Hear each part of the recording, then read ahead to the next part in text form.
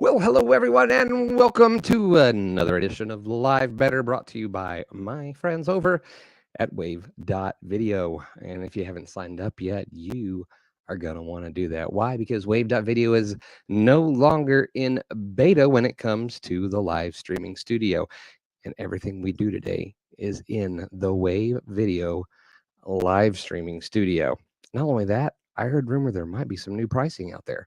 Just saying, check it out. Now's the time to go in and find the right package for you so you can create all of your video assets, all of your content. You can create everything, thumbnails, all your images for social media, everything you need to promote the show, overlays and things you're going to use in the show. Then you can do the show. And then after the show, you can edit, repurpose, and do all of those fun things with the video that you've created. It's absolutely incredible.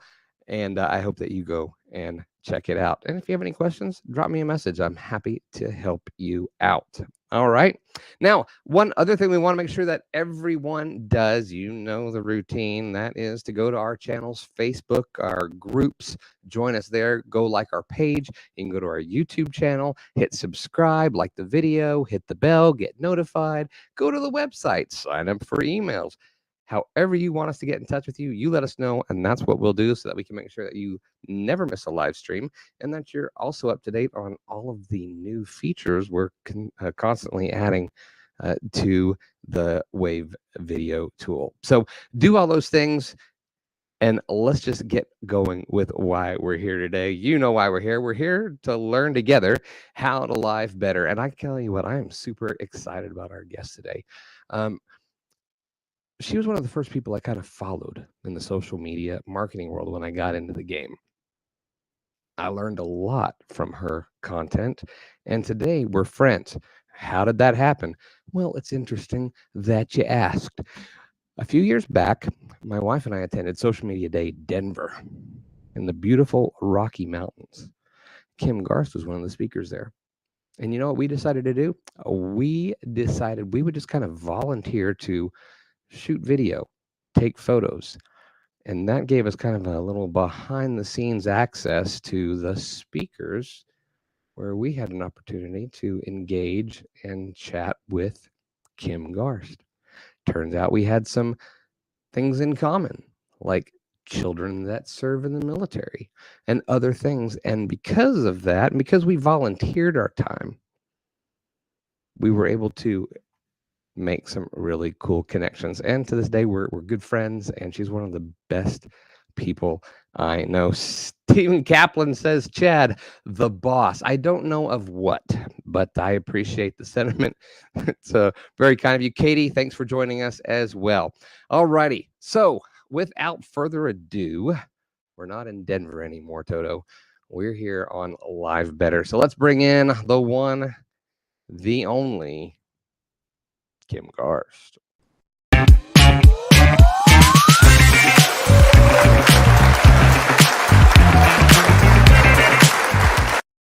Can we keep the music going? I know, right? The team they switch some of it out every week too. They try to kind of customize it and personalize it for whoever we're bringing on. So apparently, that upbeat vibe is what they felt. Yeah. Yeah.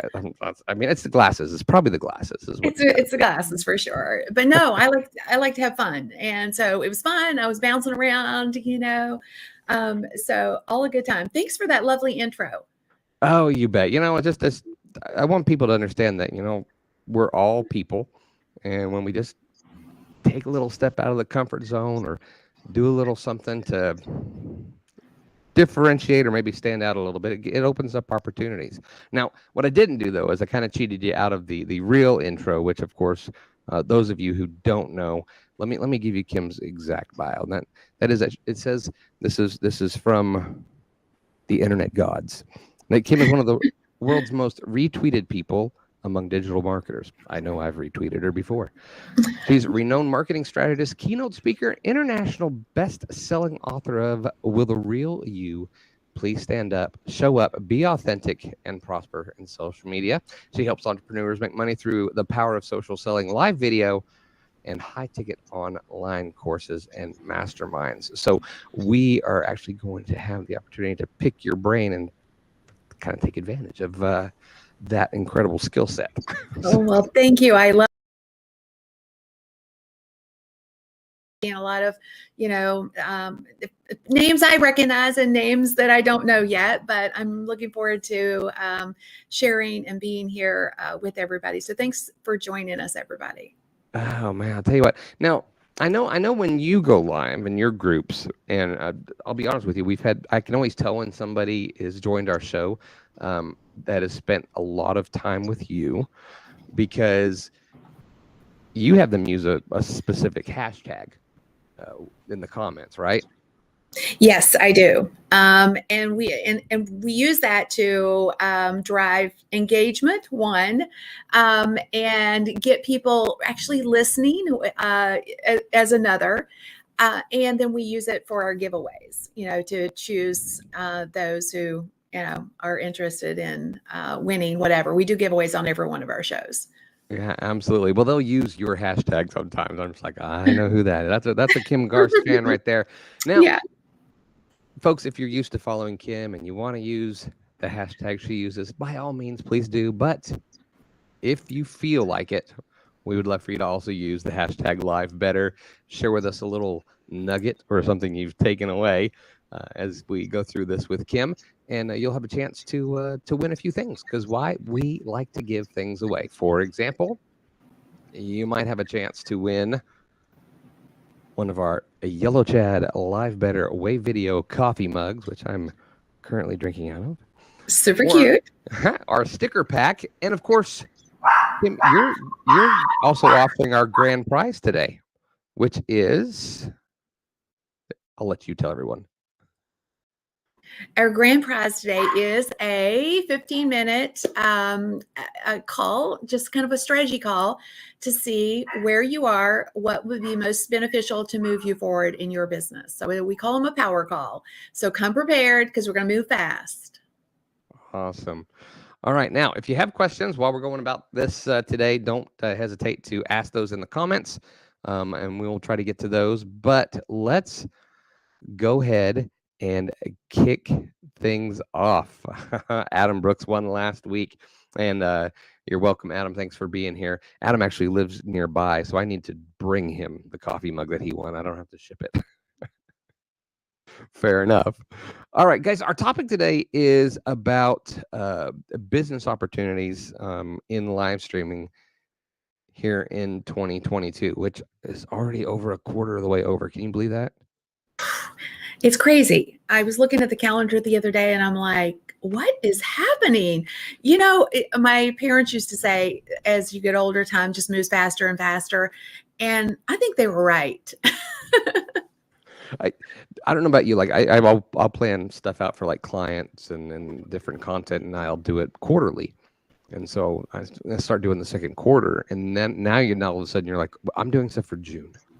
Yeah, it's crazy. I don't even know where the time has gone, honestly. Wow, absolutely nuts.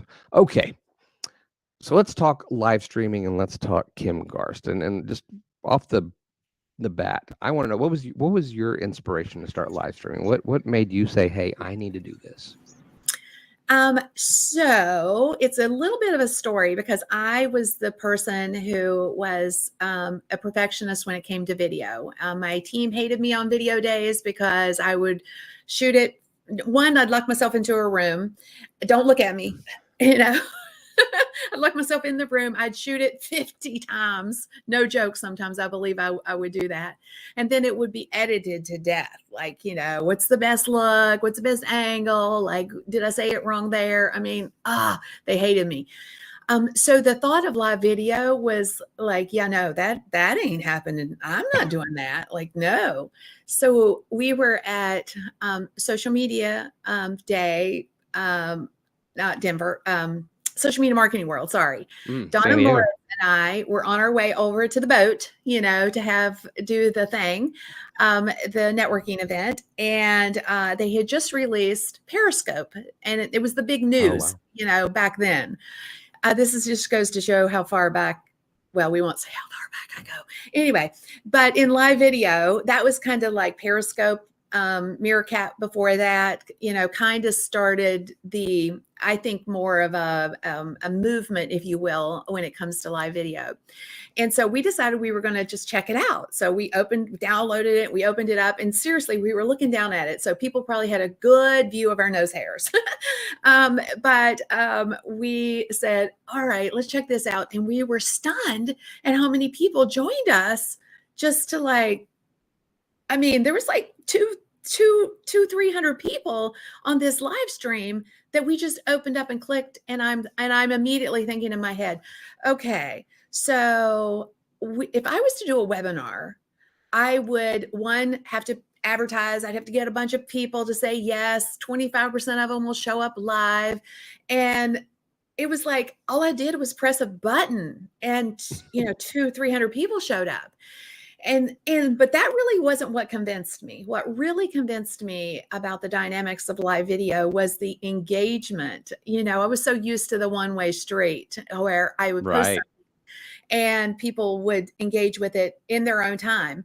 But real-time communication with people was what really sold me, that I could make a difference in the moment. And it was from then on, I just really embraced it. I was probably one of the pioneers of live video on Periscope in the early days. And I've refined my processes and systems and figured out how to make money with it over the years. Kim Garst, the Laura Ingalls of live streaming. That makes me sound really old, but thank you. It's funny that you it might be true.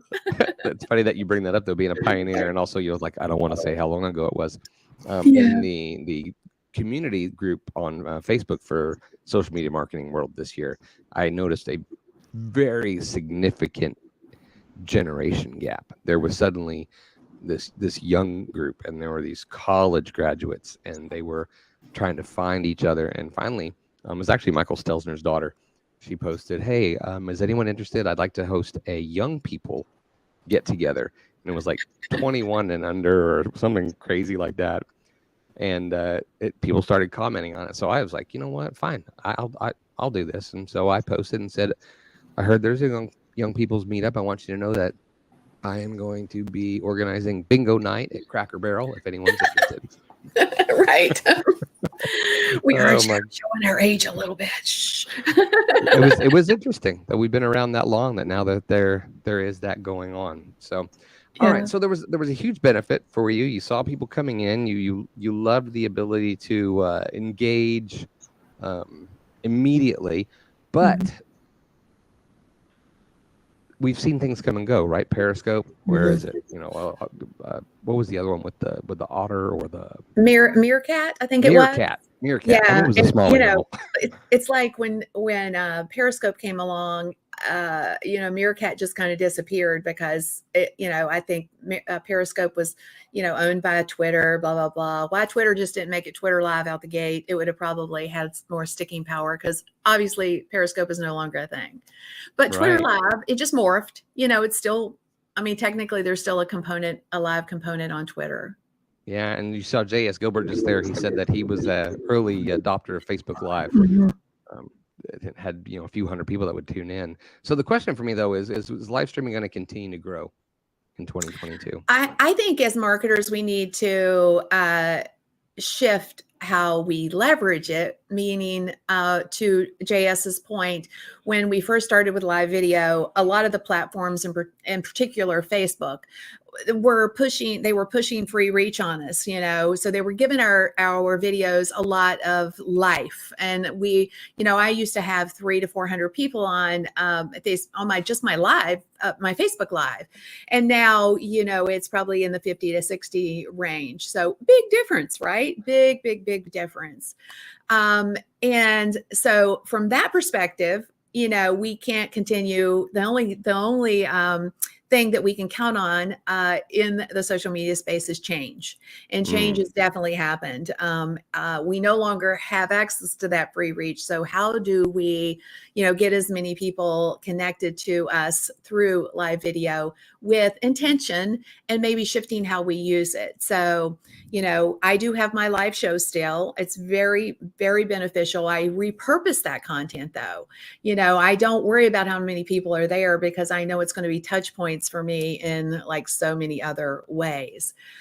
So I use it for lead gen and other capacities essentially.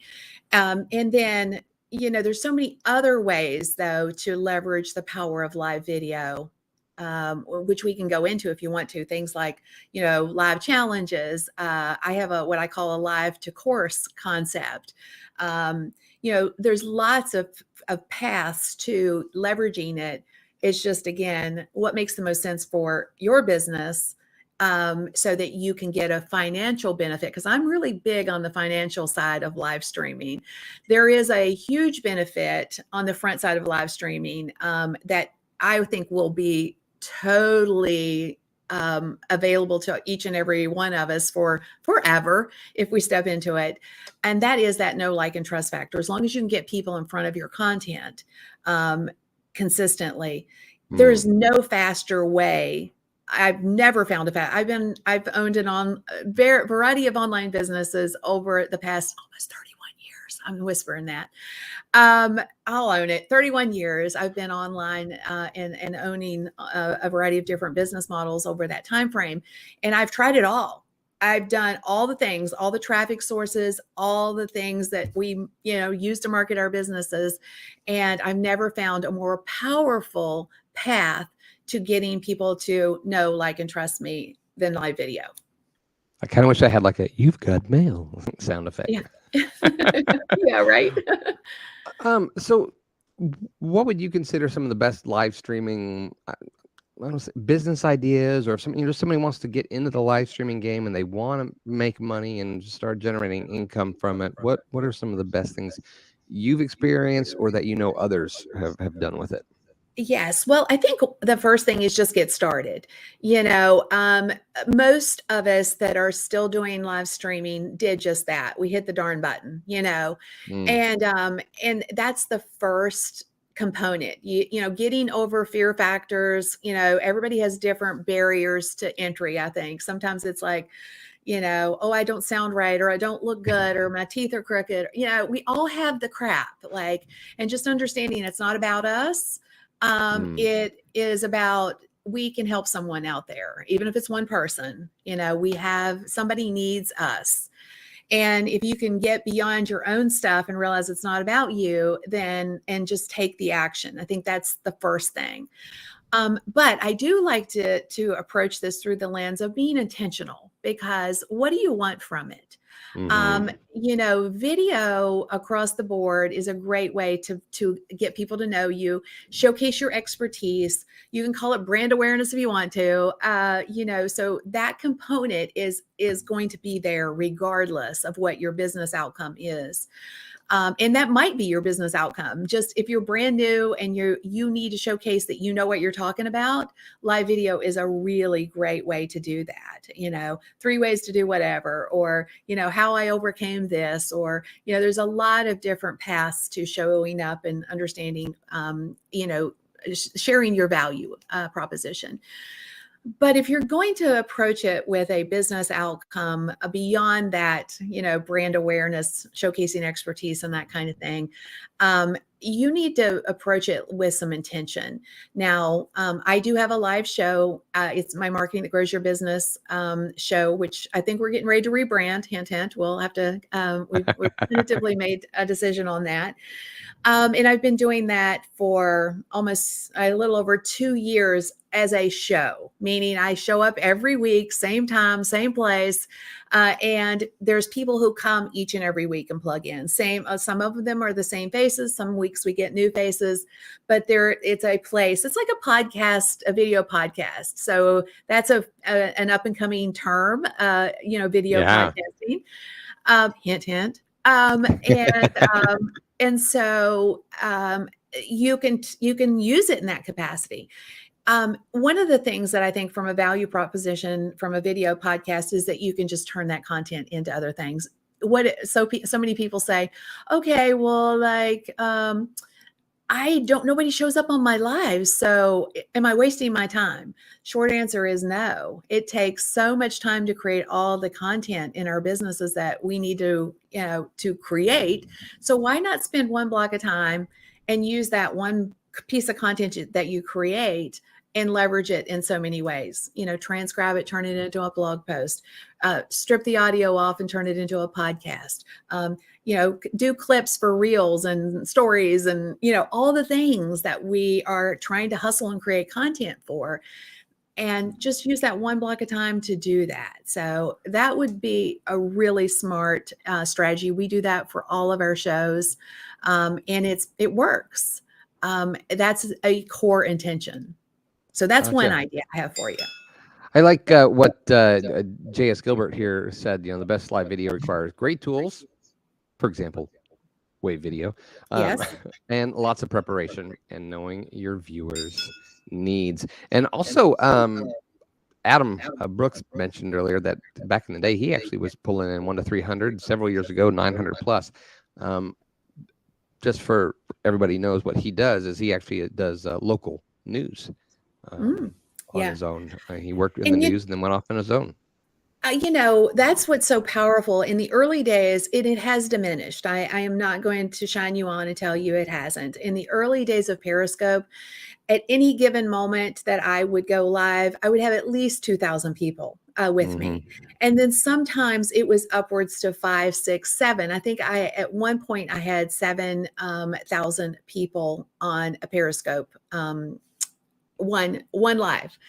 And so that is not the norm today. Sure. You're probably not, it was the shiny object. Now and I think almost it's better and richer now because the people that show up consistently they're interested. It's like the people who listen to, the same podcast every week, they are plugged in to, whatever it is that you're sharing. And that is a really rich space versus, I'll call them fly by night or lurkers, who are, oh, let me check out this new thing. And, there's 7,000 of them. So, if you build a community of connected people, that's a fabulous, amazing value proposition for your business. Building that audience and getting those loyal viewers and getting people that, are consistently there, even if it's just a few. I think it's also important to remember to value them. Absolutely. And not look at the fact that, I wish I had this many, but no, you've got these people who are consistently here for you that you can count on. That you make such a great point. It used to drive me bananas when I would jump on somebody's live stream and they would say, okay, we're going to wait just a few more minutes for somebody that's more important than you to get here. You make a really great point in that you value the people that are there in the moment and they're your person or they wouldn't be there. So, you got to value the folks that show up consistently. JS did a game live with guests from League of Legends, had 27,000+ live viewers. Those who don't know, in the gaming world, JS Gilbert is a legend for some of his voiceover work and things that he's done, and we're going to get him on the show here soon as well. I kind of brought this question up a little prematurely, but what would you say are some of the characteristics of people who are successful at live streaming? Not the characteristics of their live stream, but the characteristics of the streamer themselves. Yes. I have found, and there are definitely characteristics in common. One of the things that I think is absolutely imperative is, and I almost hesitate to say it because it's such an overused word, but it's authenticity. It's being unapologetically who you are and understanding who you are. And being okay with showing up like that. When I first started live streaming, I've never been diagnosed, but I think I have ADHD or something because my brain operates way faster than my mouth. And so my mouth always, like, I was hesitating I catch the next word, connecting my brain to my mouth kind of thing, And that has really helped me. Live streaming probably has helped me more than anything on being able to articulate more clearly, slow down a little bit, say what I want to say, Don't hesitate to pause when I can't, to let my brain catch up with my mouth, those kinds of things. But being okay with that, I had to, release my perfectionism and realize that if I stumbled over a word, nobody cared but me. Right. Um, and, so understanding that, what your struggles are, embracing them, even publicly, if and ugly, there you go. There's a perfect example. That's not a word, y'all. I make up my own smash words quite frequently. But being messy with whatever you are in a public way, being relatable to your person is super powerful. Sharing the good and the bad, and then personality, I think, is and high energy are also very important. And the other thing that I've noticed is, and I've taught myself this, is the power of the smile. Now when I'm recording video, I notice I do it a lot more, and it's not intentional. It's just something that I've kind of, it's a byproduct of doing so many lives, I guess, because people react to those facial expressions that we make. So if we're, and, we don't, but the visual component of somebody smiling and showcasing that energy that they're passionate about, whatever it is that they're sharing, those are usually the people that really shine. It doesn't flip and matter, guys, if our hair is messy, if we have makeup on, if we're ladies, if we are like, our backdrop is horrible. The core things that are important are you showing up and being, you, and doing it with energy and enthusiasm. Or if it is a down moment, just being you, being relatable in some capacity. Now, I will say that video is important, sound quality for sure, but at the core of it, Speaking of which, by the way, people are saying they're hearing an echo on my are they? side. On your side.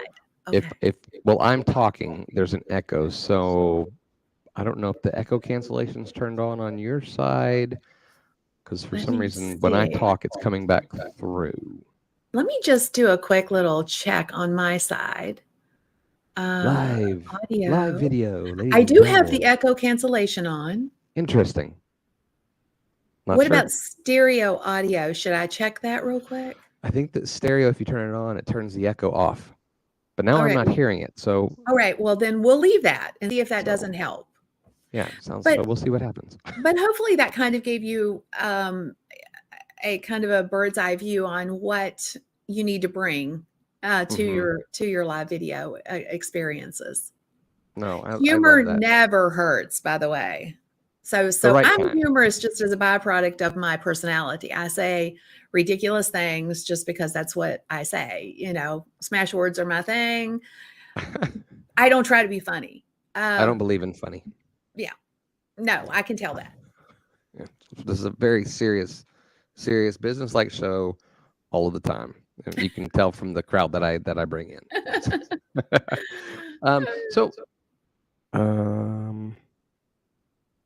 This is, I'm getting it's like the guy on the news is like, hold on, this just in. The team is talking to me about the audio thing. So okay, so we've got the characteristics of the streamer, who they are,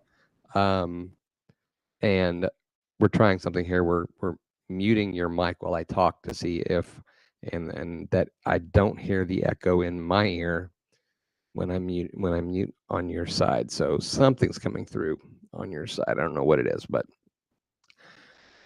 it's one of those things. I just won't talk much. But if somebody is going to start live streaming, what's the first steps? What do you suggest they do? And yes, Jay, yes, my wife is much funnier than me. Okay, I adjusted my mic a little bit. Hopefully this will help. Well, one, just press the darn button. Just start testing out, going live, talking about things that you're passionate about, or sharing your knowledge in some capacity. Everybody's business is different. So, what does that look like for you? For us that are, educators and are sharing knowledge, That's for me, that's an easy transition. I know kind of what I can share. Um, and I'm passionate about sharing it. In fact, it's the core of my why is, I want to shorten the learning curve for other people because I struggled. So, in the early days of my business, because there was no access to the information that we have today. So now it's almost the opposite. I call information overload. Who do you listen to? Who has the right information? Is this blog post I'm reading updated? Like, it's like, it's crazy to find or discern the truth, I think, today. But that's where you come in, where you can share your expertise, coming at it from your place of truth, and knowledge and expertise, and share, tidbits, nuggets. They don't have to be long. I like to teach the 3 strategy, 3 ways to do whatever, because that's a very defined process for you. It's Gotcha. a way to get moving. Oh, I like that. The 3 ways. I was ready for like 3. I was like, oh, she's going to give us 3 ways, but 3 ways That's the strategy. is the strategy. Yeah. In fact, I would recommend this. Sit down with a pen and paper, or, if you're a typer like me, go to Evernote or Notepad or anything, and just make a list of 3 things. And then literally 3 ways to fill in the blank, 3 ways to, 3 tips for, 3 tools for, and just fill out with your area of expertise what those things are. And you will have probably at least 10 to 15 ideas in a hot second that you can use to test, go live, talk about these things. Wow. And along with that kind of helping people start getting ideas and content and things to talk about, what are other things that they should put in place as far as like, planning for long-term success with live streaming and wherever else it fits into the digital marketing thing? Yeah, I think that is such a great question. Again, going back to the intention part, is your intention to use your live streams for lead gen? Is your intention for your live streams to sell something? Is your intention to build your list? The short answer is it probably should be all of those things. But every time you go live, you should have some sort of intention. You should have an intention to drive engagement. That's one of the reasons that we use giveaways, because, we have a plan to get people to engage, so that we can use those as, those people who engage with us as top candidates for winning our prizes. But we also like show notes. We use show notes so that we can capture those folks.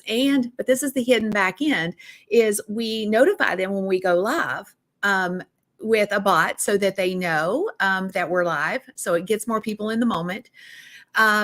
If you're trying to sell something, like one of the things that I have seen is incredibly powerful, is there's two core strategies here. So I'm gonna share both of these because I've seen them work, not just for myself, but for others as well.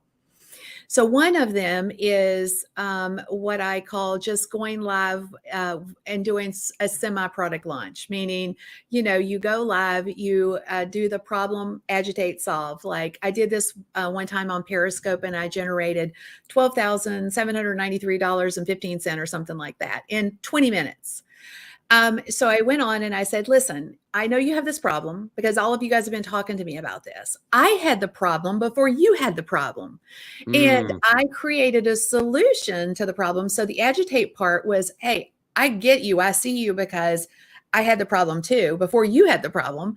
And then I came up with a solution, and this is how you get the solution. And that's how I sold, $12,000, almost $13,000 in sales in 20 minutes using live video. And I have other stories like that. And then the other really powerful strategy, and you're seeing a lot of people use this strategy right now because it works, and that is live challenges, where you do maybe like a 5-day challenge, facilitating that in a Facebook group where you go live. during the course of the week. So the strategy is this: the first 4 days you overcome objections, essentially. Like, so what are the common objections for people that are paying for your thing? Because the end goal is to get them to pay for your thing, right? Right. And so the first 4 days, you talk about objections, so that by the time you get to the end and you have that last day is more like a master class with a sales component on the back side of it, they no longer have objections because you've spoken into those things all week long. Brilliant. And then you sell them your thing. So I'll give you a quick example. I have a gal she's in one of my coaching programs. She had 30 people in her challenge. So it wasn't like she had thousands of people. She had 30 people in her challenge. It was a 5-day challenge, and she sold 11 of them into her high ticket coaching program. Wow. So she made like almost $30,000 in 5 days with a 5-day challenge. So it works. Wow, that is incredible. Hey guys, by the way, thanks for being here with us. If you have questions for Kim, this is your chance, guys, to ask questions to a legend. If they were going to make a card deck of legends of social media marketing, Kim Garst would be one of the high value cards. So now is your chance to ask her your questions. Don't forget, we're going to be choosing from those of you who are commenting. Use the hashtag #LiveBetter. We're going to be giving away prizes. Our new, of course, Yellow Chad Wave Video Live Better coffee mug, our sticker pack, and one grand prize winner is going to get a 15-minute power call with Kim. So make sure that you're commenting, and also send in your questions. We definitely want to hear those. JS, I wanted to just thank him for the shout out here. He the whole comment's not actually showing here, but it says, he said, I think you could start out by just having a few friends or trusted, sorry, I just shrunk it down, or trusted people watch you do a live. I think Wave Video helps a lot because you can run your own show for the most part without having to think too much about it. So thank you for the shout out to the tool. That is definitely true. I know Kim has had a chance to play around with this as well. Let's see. Oh, here's a question from JS. Actually, he says, how much editing do you do to your lives before you permanently upload them? It depends on what platform we are uploading them to. So one of the things we're going back and doing right now with a lot of my shows is pulling out nuggets for Reels in particular, with Facebook and Instagram, because we've got seriously like so much content. It's surreal. And we're like, well, why create new when we already have so much? So I just want to plant that seed for all of you who may have some amazing content already. You know what? How could you repurpose that content instead of trying to create the new? But we are also trying to be intentional. So let me give you a very core, amazing strategy that we came up with, and it's working really well. So one of the things that I do is I try to craft a question, and I do a little research on the front side. So I go over to YouTube, and I, based on my guest, let's just say my guest is a YouTube expert, and I will take a look at some of the top performing questions primarily as it relates to YouTube marketing. And then I will ask that question of my guest. So I'll say, hey, I'll use Sean Cannell as an example. I had him on not long ago, and I said, hey, Sean, what are the top 3 ways that people can get started as quickly as possible with YouTube? So I set him up with a one of those softball questions, and then he goes through the 3 ways. And then we cut that in and make it YouTube-y. I love it. I love it. And which also, by the way, shameless plug, I guess, to Wave Video, you can do right here in the tool, right? As soon as the show's over, this video is available in my Wave editor, and I can repurpose it without having to have multiple tools to use at the same time. And I know we've got a lot of people here from your audience. Maybe they haven't gotten a chance to really see some of the highlights and things that you can do with it. So I'll tell you what, let's take just a quick little moment here, Kim. I'm gonna share this with everybody real fast.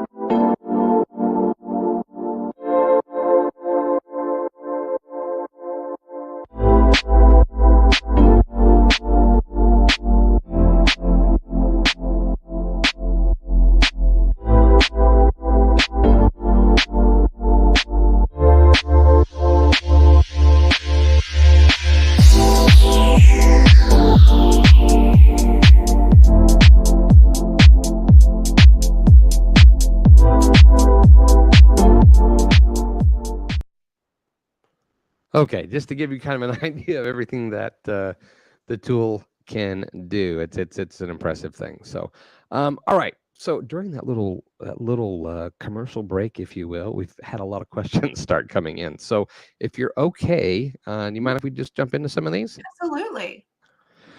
All right.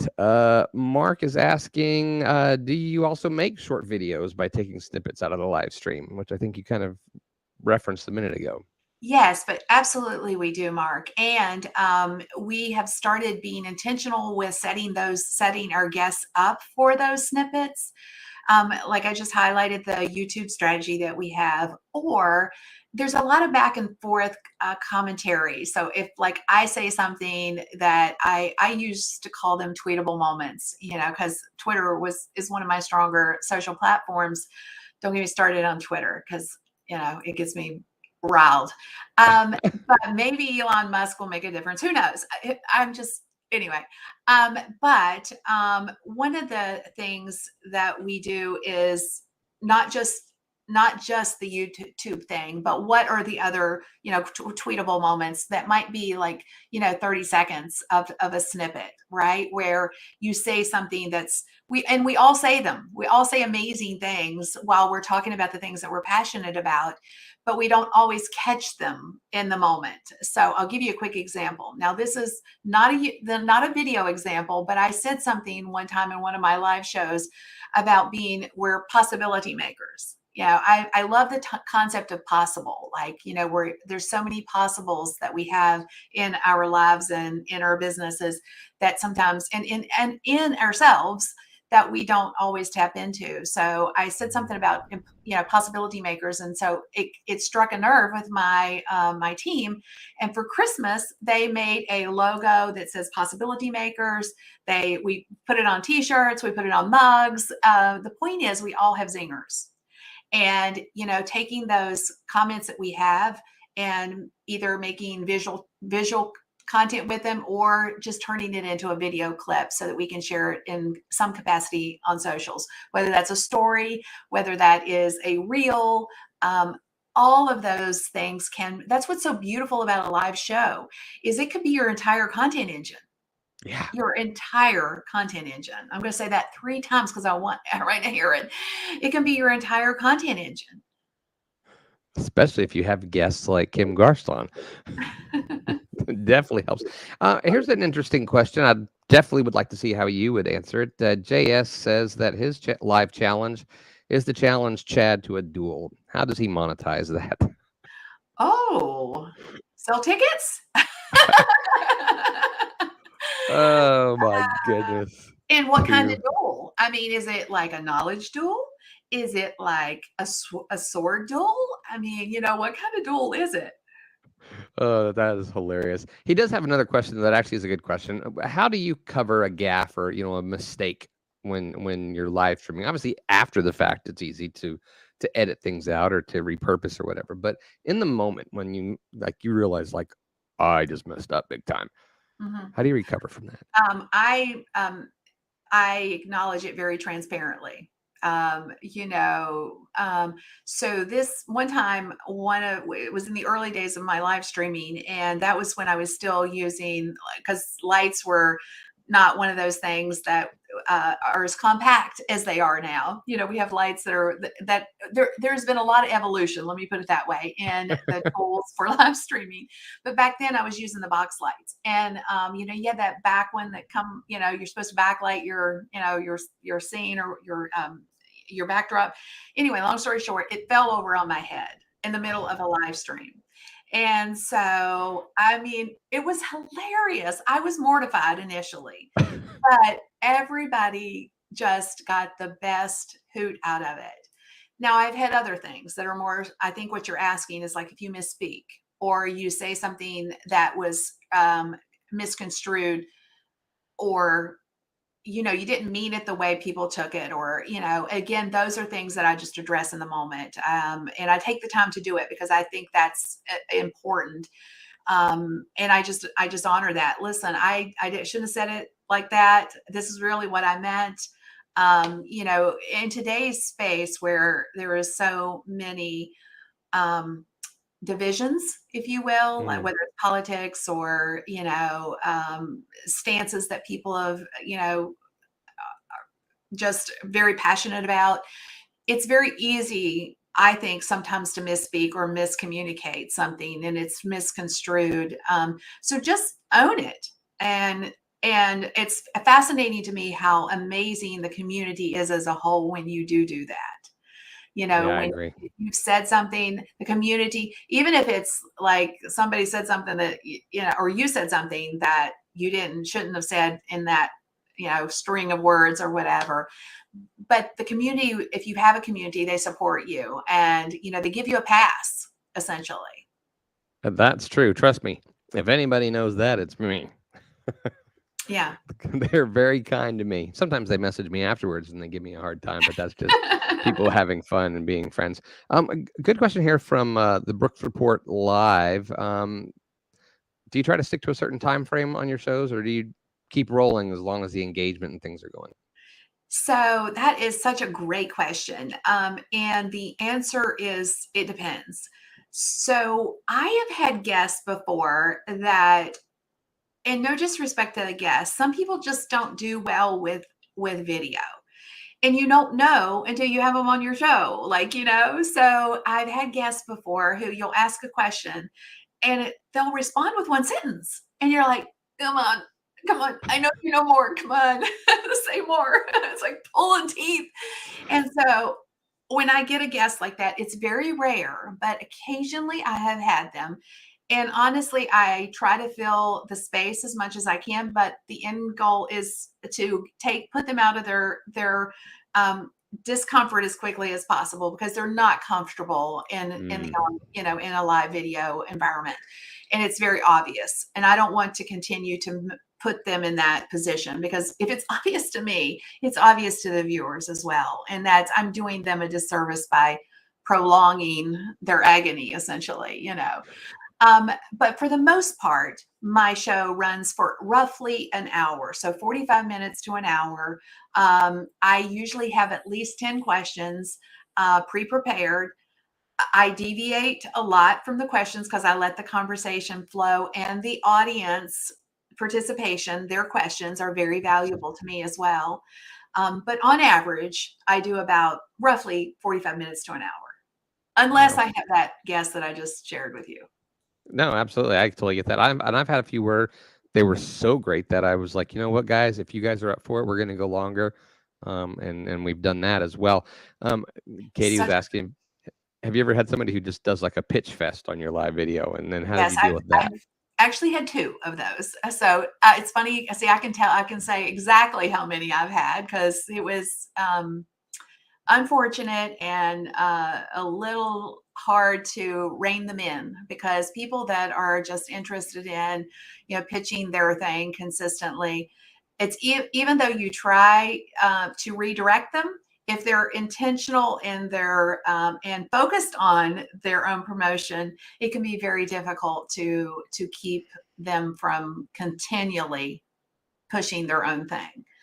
Um, so sometimes I have this kind of strategy, like if I go full screen for my guest, and I tell them on the front side, if you're talking away, and I will bring myself back up on screen, and that's kind of your cue to stop answering that question and let's move on because we all get verbose. It's not intentional. They're just excited about what they're sharing. That said, going back to the original question that Katie answered, it can be difficult, but I use that strategy to kind of cut them off. Sometimes it works, honestly, and sometimes it doesn't. But So the just moral, mute them. It's like, we're having problems. I'm not sure what's going on with your mic. and the moral to the story is you don't invite them back. That's very, very valid. Wow, such tons of incredible things here today, guys. I hope you guys have been enjoying this. The legendary Kim Garst here with us. Such an honor. Because time is moving on, we're probably going to have to invite you back because I know there's more that we'd love to talk about, but we also want to stop for a moment and we want to have a little fun with you, if that's okay. Absolutely. We do a little game, this or that. It's kind of popular in other places, but we let everybody else play along with us as we go. But we're going to bring some things up on the board. It's just two options, and we'll have you choose your favorite. I might follow up with a question as a why, or if I feel like there's a story behind your answer. But they're just for fun. So let's jump in.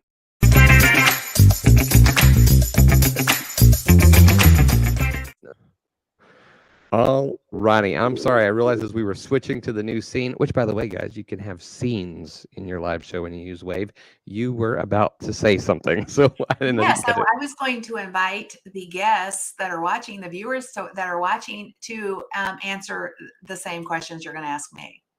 Absolutely. And that would have been the next thing I would have said as well, because we always love to hear what they have to say. It's interesting. Most of the time, they seem to be in agreement. Once in a while, we get one where everybody's a little separated. People are saying, yay, let's go underwater. We're not going under the water yet. We're almost there. All righty. So here we go. First one, sweater or jacket? A jacket. I would have to. A light jacket. Yes, like a hoodie. Now, that's an interesting one. Is a hoodie considered a jacket or a sweater? It is if it zips up the front. Then it's a jacket, but if it doesn't zip, then what is it? Is it just a hoodie? It's not a sweater? Is it its own category? It's got a jacket component too, right? I don't know. I live in Florida, so if it's less than 17 degrees, I have a hoodie on, a hoodie jacket. Yeah, we on the Gulf Coast of Texas too. Like if we have some jackets or coats that we only bring out because we're traveling somewhere where we're going to wear it. We never wear them here. Yeah, so a jacket. Jacket / hoodie. How about that? Jacket seems to be the general consensus as well. So let's move on to jokes or riddles. Oh, definitely jokes. Riddles, riddle me. So you're like, make me laugh, don't make me think. Yeah, exactly. Absolutely. And there's actually, if you make somebody's brain work too hard, then you lose them. So just from a marketing perspective, jokes for sure. Gotcha. That may be why people keep coming back to the show, because while my guests might, I tend to not make them think too hard. Yeah, absolutely. I'm just a simpleton. Yeah. Welcome. I'm glad to have you. Nothing wrong with that. We keep it simple so people can get us, right? And not one person so far has said riddles. So it sounds like everybody's just wants a good laugh. So I get that. I get that. Absolutely. You prefer a play or a musical? Oh, can they be one and the same? Like a play? Well, technically, a musical is a play, but by play, we're talking about just like a straight play. There's no music. It's musical, definitely musical. Yeah, I think a musical. Mm-hmm. Yeah, because get you moving. Yeah, I think a musical. But see, everybody else is saying play. Well, Kate says musical. JS says play. Hey, we're BFFs, I can tell. Yeah, for me, that's a tough one. I think I'd rather go see a musical. Now, of course, my wife and I, we do theater, and I've done musicals and I've enjoyed them. But I prefer to be in a play. Interesting. Yeah, I've never done either. I'm not musically inclined. So I don't play an instrument or anything, although in my entire side of my mom's family, very musical. So I just got passed over. My wife actually just jumped in here. She said musical. She's actually doing the choreography for Chitty Chitty Bang Bang. Ooh, fun. Yeah. All righty. Let's see. Two more. Okay. Science or history? Oh, history. Absolutely. Yeah. Do you think is that because do you think creatives lean more towards the history side, or science again goes back to just makes my head hurt, and history is kind of interesting, like what happened. Have you ever been somewhere, like stood in that moment, like when we were in Ireland? I was like, how many people have stood in this spot? What's the history behind this spot? Like, what did it look like 100 years ago, 1,000 years ago? So I'm very intrigued by what's the backstory. So I'd have to say history. Yeah, I agree. J.S. Gilbert says science and history through food. I'm not exactly sure what he means there, and I'm Yeah. scared to kind of ask for his explanation about that. So, but history seems to be the most popular. Okay. Donna, though, said science. Science. Yeah. It's interesting what you were saying about standing in a spot. My wife will confirm that all the time. I will say when we're traveling out west and we get to the mountains. Yeah. Every time we get to the mountains, I tell her, I said, I can't help it. Every time I'm here, I think about the people who did this before there were roads. Yeah. Who did Yeah. this with wagons and with their families. And I look and I So, go, how? so my dad is 90, my stepfather, actually, he's 97 years old. And he, his body's failing him, but his mind is still really sharp. He can tell stories from when he was 6 years old. He'll talk about, going to church on Sunday mornings and, horse and buggy and crossing the creek 4 times before they got, from his house to the church. And that's just surreal in our lifetime that those are granted he is 97. So, but we don't have those kind of memories. There were already roads and, there was no paved roads in his childhood. So it's just fascinating dynamic, to, we know that was life before, but to know somebody that has had those experiences, it's a pretty fascinating thing. Right. Of course, we grew up with the struggle of trying to make a mixtape using the radio. Yes. So we had that. Here's a question someone just asked. They said they're just joining. Is Kim Garst the actress from CSI? Well, if I am, I'm not getting paid to do it. That's hilarious. Too funny. All right, last one. Flying or turn invisible? I think I want to be invisible. Yep, definitely. Why? I don't know. Just can you imagine? Like that brings a whole new meaning to fly on the wall. Yeah, that's true. That's true. So you might learn things you don't want to know, but you might learn some stuff that you would want to know. So I don't know. I think I'd like to be invisible. That would be kind of cool. I think a lot of people here are saying flying, but I think deep down they just don't want to say invisible. They don't want people to think, has a sneaky feel to it, doesn't it? Oops, yeah. Does that make me? But we know you guys all really want to be invisible. It's okay. You don't have to say it. That's fun. Everybody's flying. Just saying flying. I want to be able to fly invisibly.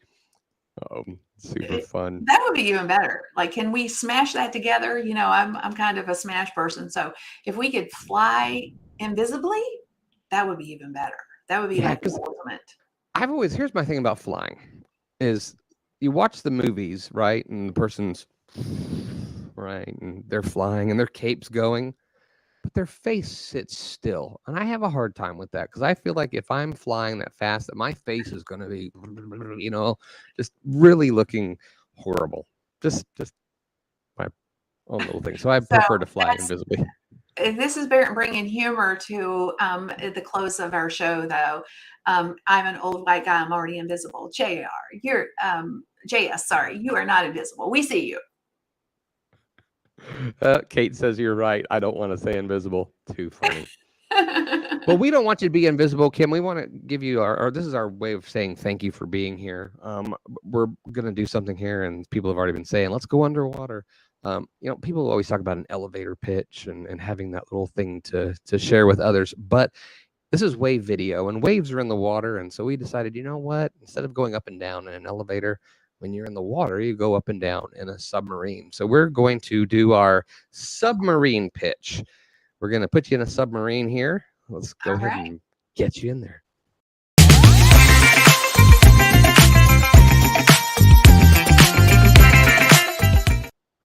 Okay, so here we are. You're in the submarine. I will be right here in case there's an emergency. All right, okay. So feel safe. But as soon as we start to descend, it is your time to say whatever you want, push whatever you say, promote whatever you want until we get to the surface. So go. All right. Awesome. Well, I help online business owners take what they know and turn it into a high ticket course. If you'd like to know more, I'm done. Oh, am I? Are we already back to the surface? No, till we come back. We'll go back. Oh, okay. For some reason, I thought we were back to the surface. I'm wasting time. You should have told me. I'm like feeling pressured now. Pressure, get it? um, but no, seriously, if you know something, you have an expertise, you've thought about having a course, or you have a course, reach out to me over on Instagram, kimgarst.com. I'm sorry, Instagram.com/Kim Garst. Send me a voice message. I'd love to talk to you about it. Gotcha. And sorry, we didn't mean to rush you there. So make sure did you get everything you wanted? So it's usually enough time, but I guess we did make that happen for you. But no, that's fine. No, I was just wasn't paying attention to the scenery as much as I should have been. Oh no worries at all. I don't know why people literally halfway through the show they're like, submarine time, let's go underwater. Yeah, it's really cool. This is a smart strategy. I like this. I may have to borrow it. I had another show where we did an elevator, and so people were always asking me to bring the elevator back, and I was like, no, this is different. Smart. So we're going to do this here. So, all right. Oh, look, it's trying to go back under. We've reached the loop. That's never happened before. But so we're gonna go ahead and move on. We're gonna go ahead and give away some stuff here, guys.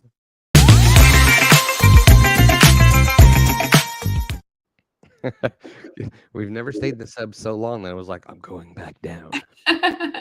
All right, guys. Hey, we wanted to say a quick congrats to our winners today. Coming in third, not that it's a race, but winner of our sticker pack with the coveted yellow Chad, right?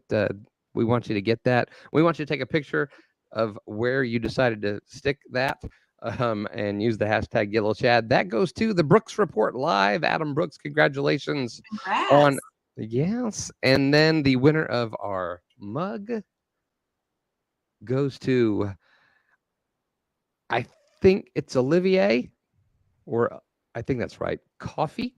Hopefully we said that correctly. I apologize if I did not. And then the winner of the 15-minute power call with Kim Garst goes to Katie Simpson. Oh, yay, Katie. Excellent.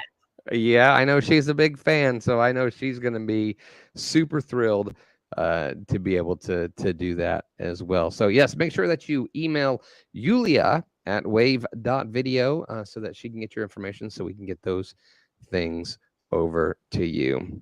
Kim, thank you so much for hanging out here with us today.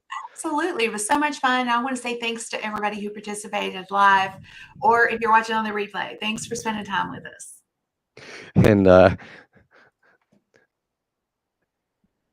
my French has been forgiven. I was going to say the name again, but I was like, no, I'm not going to mess it up again. So, yeah. But thank you for forgiving my French. Typically, when somebody says, excuse my French, it means something else over here.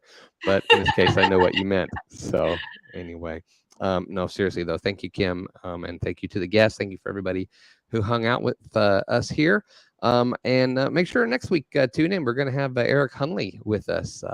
Has multiple YouTube channels, and he's going to be talking with us about how to troubleshoot both after and on the fly when things don't quite go right during your live stream. I'm looking forward to that, just like I did today, and we hope that you'll join us next Wednesday at noon Eastern as we all learn together how to live better.